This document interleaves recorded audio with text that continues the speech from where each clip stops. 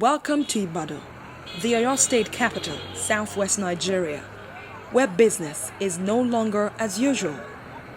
I'll tell you all about it in this episode of BOI Weekly. I'm Adeshawa Josh, sitting in for Ena Thompson. As you know, there are many beautiful things about the city of Ibadan. The rich culture and history, the uniqueness of the people, and the quiet that defines the mood of the city. However, not much can be said about industrialization in this city. But that is rapidly changing as it is transforming from a major trading hub to a manufacturing one. Through the help of the Bank of Industry, as it funds ideas and supports small and medium-scale enterprises across the state. One of such is Colors in Africa, an indigenous furniture manufacturing company with factories in and around Ibadan and showrooms across the state. Dr. Soji Akikungbe, a medical doctor turned entrepreneur, took us round his factory and showroom. I also spoke with a special assistant to the state governor on investment and public-private partnership, Mrs. Folake Akinleye, who said Ibadan is moving away from subsistence trading to making the most of the state's raw materials through manufacturing, made possible by partnership with the Bank of Industry. It has come to the notice of the management of Bank of Industry (BOI) that some unscrupulous persons are defrauding the general public by claiming to be the bank's agents. BOI insists that it does not engage persons or organizations as its agent to sell application forms or receive completed loan applications on its behalf. If you are a genuine entrepreneur and prospective customer, please freely walk into any of BOI's zonal offices nearest to you and obtain the application forms and list of requirements for accessing loans directly, free of all charges. You can also visit our website and social media platforms for other details. For more information, call our head office in Lagos 01271 5070-99 or Abuja Corporate Office 080-7399-0022 www.boinigeria.com.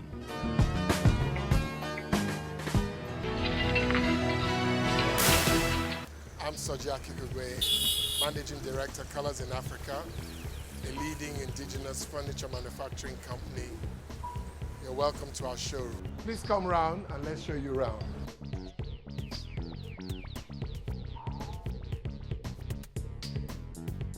Colors in Africa, an indigenous furniture making company supported by the Bank of Industry, was inspired by the challenges of shipping furniture into the country, the managing director tells me.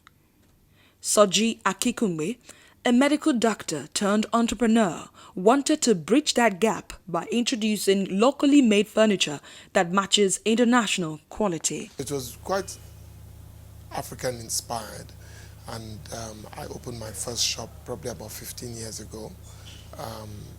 That was in Apapa. That grew and grew and grew and grew up to the point about 5 years ago when I then set up the factory that we have just visited in Ibadan.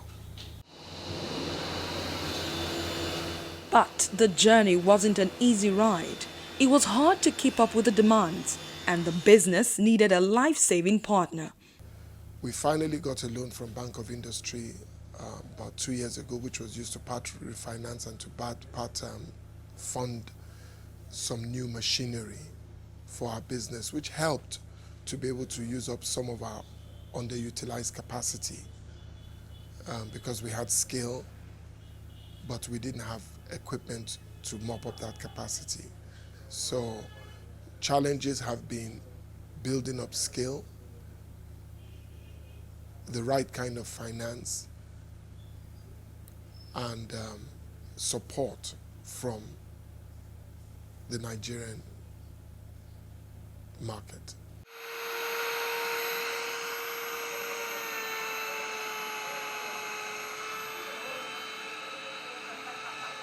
When we got the funding, which was, I must say, a great help when it was received, because it was able to give us some sigh of relief and buy us some time. Manufacturing is a long-term process.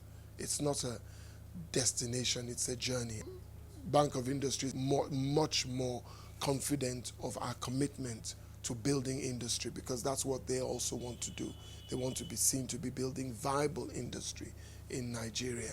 I know, of course, there are always risks. There would be some businesses that, even with the best of intentions, are not able to survive, but that still doesn't mean that one will still not be able to take calculated risks. But definitely, I would say that the support has been more significant and more robust.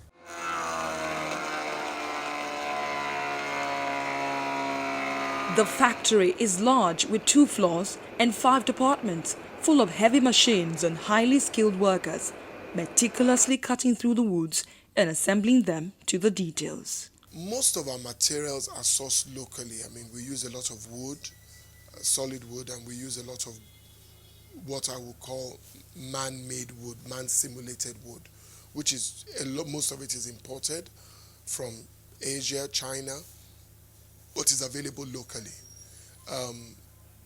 Some of our equipment has to be brought in, some of our consumables have to be brought in, but I would say that by and large, 80% of what we use is sourced locally. 2 welders, right?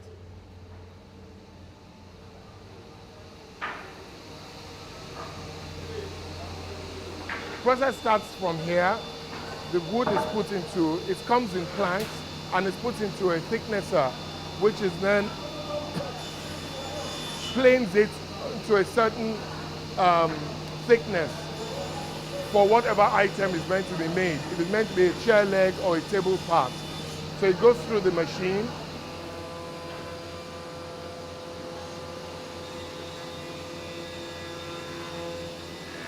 From this thicknesser, it comes to the surface whereby it's now made very, very, very, very fine.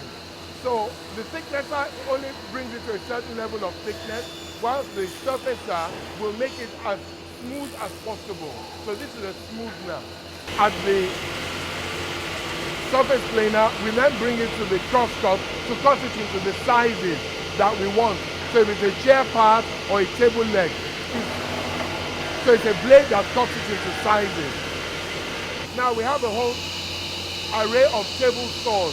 These are precision table cutters that will cut the boards, which are these, or the wooden planks, into the sizes. So these are for all your cabinets or your cupboards that are cut into pieces and then are put together at a latter stage. So the architect will draw and give a cutting plan and give it to the operators, who will now take the board and decide the best way to cut the board so that we get the best use out of each board. After cutting into desired shape, thickness and sizes, the next stage is assembling. Here we have 2 carpenters who have all the various cut pieces of wood and are now assembling it. Now this is an assembly table. The pieces of wood have been cut by the operator and then are now brought together here for them to assemble them into the various pieces.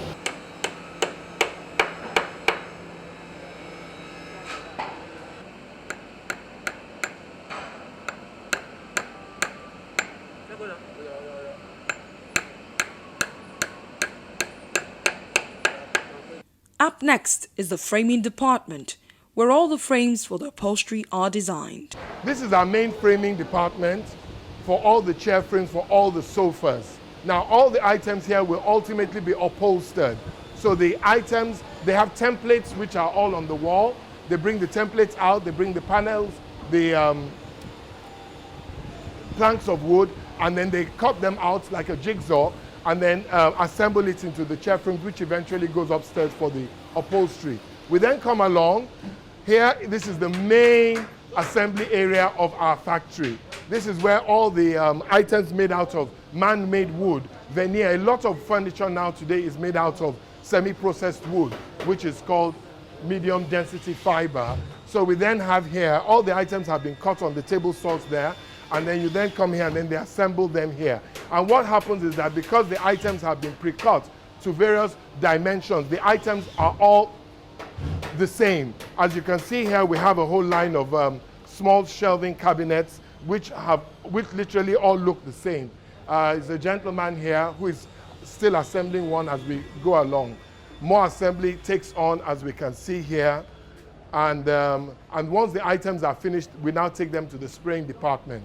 The attention to the details and a high level of concentration is needed as these workers work the details into the design.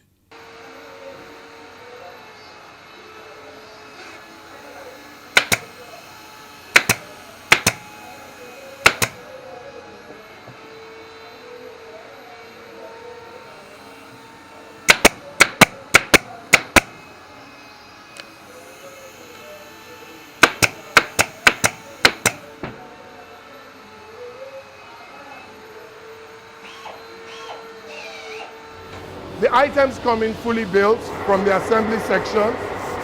First of all, they are prepped up where they are sanded down. They use various thicknesses of sandpaper. If to get a smoother finish, you have to use a very fine sandpaper. So they start using a very coarse one, and the various stages, they use softer ones until they ultimately get the finish that they want. If the item isn't well sanded properly, what happens is that when they spray, you will not get an even finish, which is what is needed to make furniture looking good. Spraying the wood comes next. This is our drying room. The items, after they've been sprayed, are brought here for drying so that once they're dried, then they're now ready to be taken either for upholstery or the last bit of finishing, doors to be attached, screws and everything to be put in place, wrapped and ready to be shipped to the customer.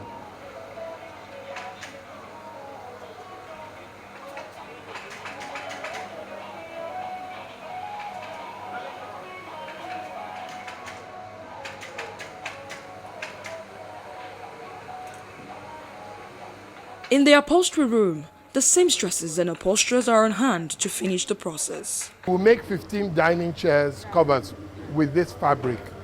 The chairs are about ready, so you have got to hurry up to finish them so we can meet up with the delivery. The finished products are then paper padded like this and ready to be shipped out to various locations. All you see here now are proudly made in Nigeria furnitures supported by the Bank of Industry.